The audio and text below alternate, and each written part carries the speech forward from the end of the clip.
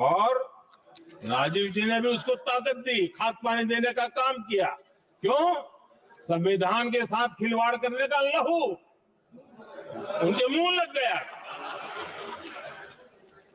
आदरणीय सभापति जी, अगली पीढ़ी भी इसी खिलवाड़ में जुड़ी पड़ी है। एक किताब को मैं कोट कर रहा हूं। उस किताब में जो लिखा गया है, और उसमें प्रधानमंत्री उस समय के मेरे पहले जो प्रधानमंत्री थे उनको कोट किया है। उन्होंने कहा है, मुझे यह स्वीकार करना होगा कि पार्टी अध्यक्ष सत्ता का केंद्र है। ये मनमोहन सिंह जी ने कहा है, जो एक किताब में लिखा गया है। मुझे यह स्वीकार करना होगा कि पार्टी अध्यक्ष सत्ता का केंद्र है। सरकार पार्टी के प्रति जवाबदेह है। इतिहास में पहली बार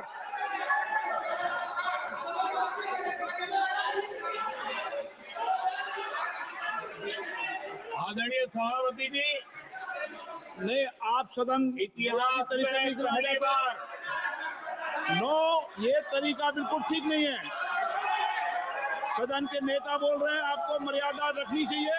ऐसे सदन नहीं चलेगा इस तरीके से, गलत तरीका आपका ये।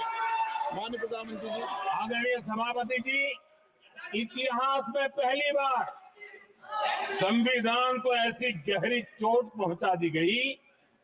संविधान निर्माताओं ने चुनी हुई सरकार और चुने हुए प्रधानमंत्री की कल्पना तक ही हमारा संविधान था, लेकिन इन्होंने तो प्रधानमंत्री के ऊपर एक गैर संवैधानिक, और जिसने कोई शपथ भी नहीं लिया था, नेशनल एडवाइजरी काउंसिल पीएमओ के भी ऊपर बैठा दिया। पीएमओ के ऊपर अघोषित दर्जा दे दिया गया।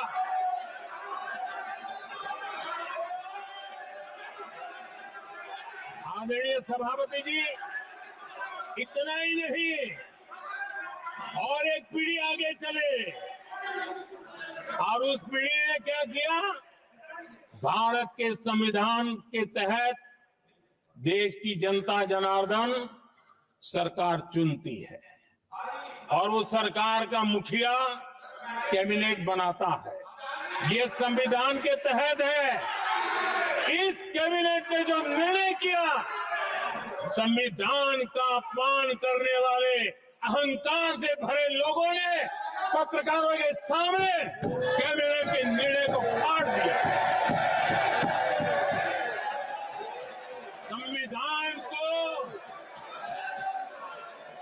हर मौके पर संविधान के साथ खिलवाड़ करना, संविधान को न मानना, ये जिनकी आदत हो गई थी। और दुर्भाग्य देखिए, एक अहंकारी व्यक्ति कैबिनेट के निर्णय को फाड़ दे और कैबिनेट अपना फैसला बदल दे। ये कौन सी व्यवस्था है? आदरणीय सभापति जी,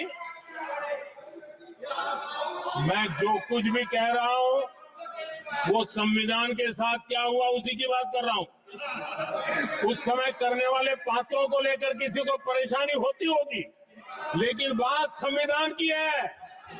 मेरे मन के और मेरे विचारों को मैं अभिव्यक्त नहीं कर रहा हूं।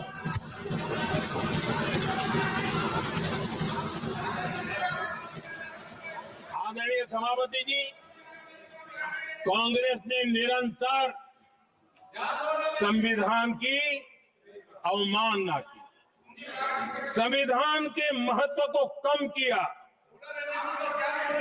कांग्रेस इसके अनेक उदाहरणों से भरा पड़ा हुआ है।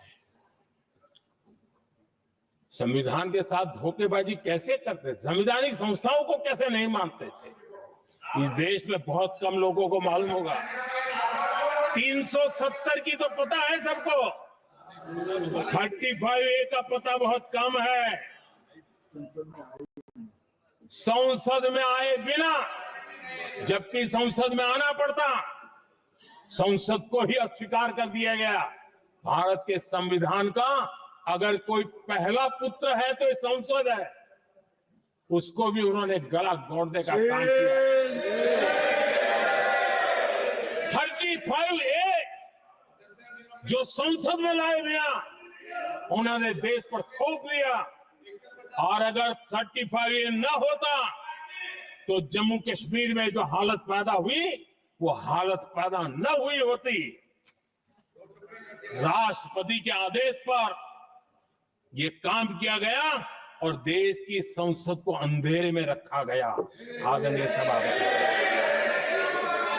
ये संसद का अधिकार था, कोई अपनी मनमानी से नहीं कर सकता था, लेकिन और उनके पास बहुमत था, कर सकते थे, लेकिन वो नहीं किया क्योंकि पेट में पाप था,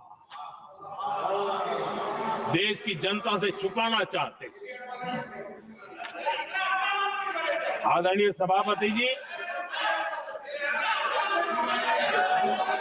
इतना ही नहीं,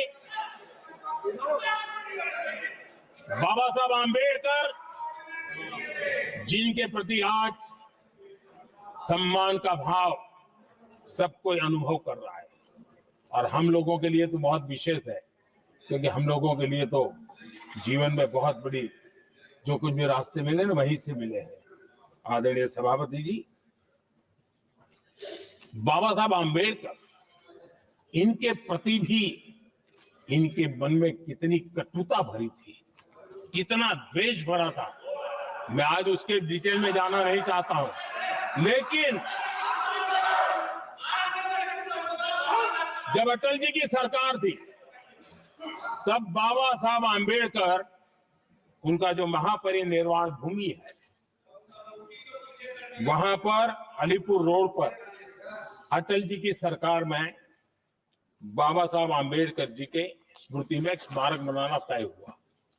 अटल जी के समय ये नहीं हुआ। दुर्भाग्य देखिए, 10 वर्ष यूपीए की सरकार रही, उसने इस काम को नहीं किया, न होने दिया। बाबा साहब आंबेडकर का जब हमारी सरकार आई, बाबा साहब आंबेडकर के प्रति हमारा श्रद्धा होने के कारण हमने अलीपुर रोड पर बाबा साहब मेमोरियल बनाया और उसका काम किया। आदरणीय सभापति जी, दिल्ली में जब बाबा साहब आंबेडकर के 1992 में, उस समय चंद्रशेखर जी कुछ समय थे, तब एक निर्णय किया गया था, आंबेडकर इंटरनेशनल सेंटर यही जनपद के पास 40 साल तक वो कागज पे ही पड़ा रहा, नहीं किया गया, और तब जाकर के 2015 में हमारी सरकार आई और हमने आकर के इस काम को पूरा किया। बाबा साहब को